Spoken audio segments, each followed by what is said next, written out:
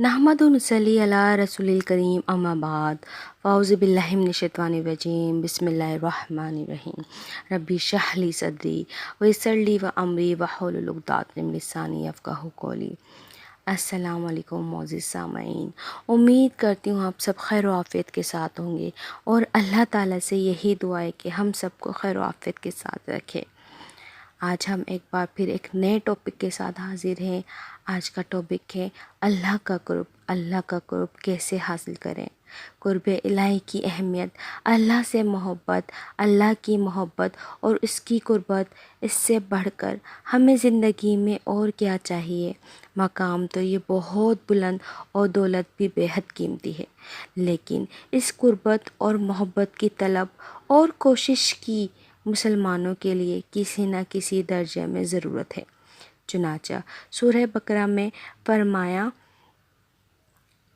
गया है कि मोमिन सबसे बढ़कर अल्लाह से मोहब्बत करते हैं, और सूरह अलक में हिदायत की है कि सजदा करो और अपने रब से करीब हो जाओ।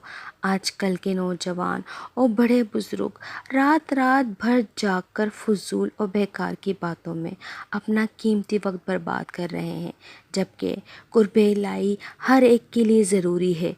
तो ये भी ज़रूरी हुआ कि इसका हुसूल हर एक के बस में हो।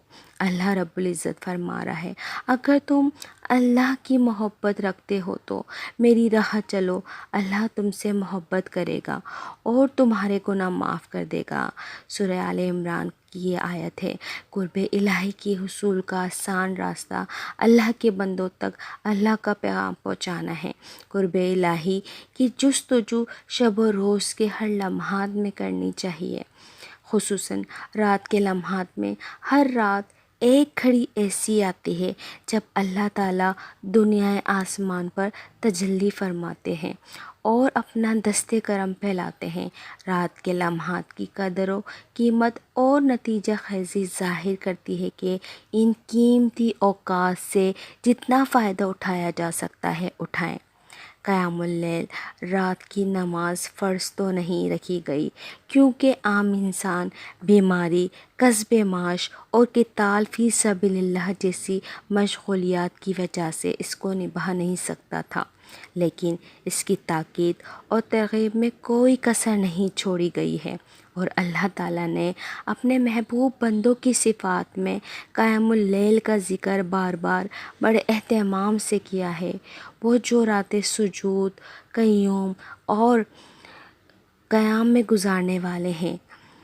अल-फ़ुरक़ान और अज़मर में वो जो रातों को कम ही सोते थे, फिर रात की आखिरी घड़ियों में इस्तिग़फ़ार किया करते थे।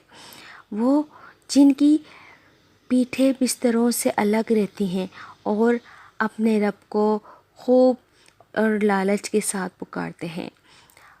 अगर आखिर रात में उठकर नमाज़ पढ़ना मुश्किल हो तो फिर सोने से पहले ही 8 रकअतें पढ़ लें। अगर सोने से पहले नमाज के लिए वज़ू करना और खड़ा होना भी दुश्वार हो तो इशा की नमाज के साथ पढ़ लें। नबी करीम सल्लल्लाहु अलैहि वसल्लम से रात की इब्तिदाई हिस्से में बल्कि हर हिस्से में पढ़ना साबित है।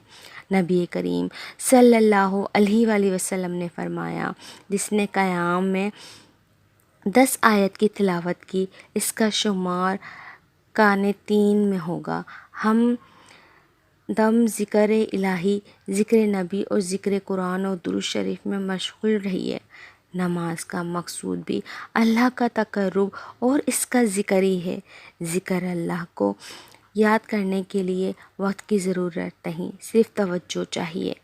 फ़हमुल कुरान, क़यामुल लैल का एक बड़ा मकसद कुरान को तजवीद व तरतील और तर्जुमे मायनो मतलब के साथ पढ़ना है, ताकि इसकी आयत दिलो दिमाग और रूह में जज्ब हो सकें। तवील क़याम ना कर सकें, कुरान याद ना होए और अरबी ना जानने की वजह से अक्सर लोगों के लिए इस मकसद का हुसूल मुमकिन नहीं। लेकिन अब जबकि हर एक के पास मज़बूत कुरान तर्जुमे के साथ मौजूद है, इरादा और अज़म के साथ थोड़ा सा ज़ायद वक्त लगाकर آپ قرآن سے یہ فائدہ کچھ نہ کچھ ضرور حاصل کر سکتے ہیں۔ آپ کتنے ہی مشغول اور مصروف رہتے ہوں اور آپ کے علم کتنا ہی کم ہو، لیکن آپ کبھی بھی ذکر اللہ اور ذکر رسول سے قطعی غافل نہ ہوں۔ اپنی دعاؤں میں مجھے بہت زیادہ یاد رکھیے گا۔ اگر آپ نے چینل ابھی تک سبسکرائب نہیں کیا ہے تو سبسکرائب کر لیجئے۔ وآخر دعوانا الحمدللہ رب العالمین۔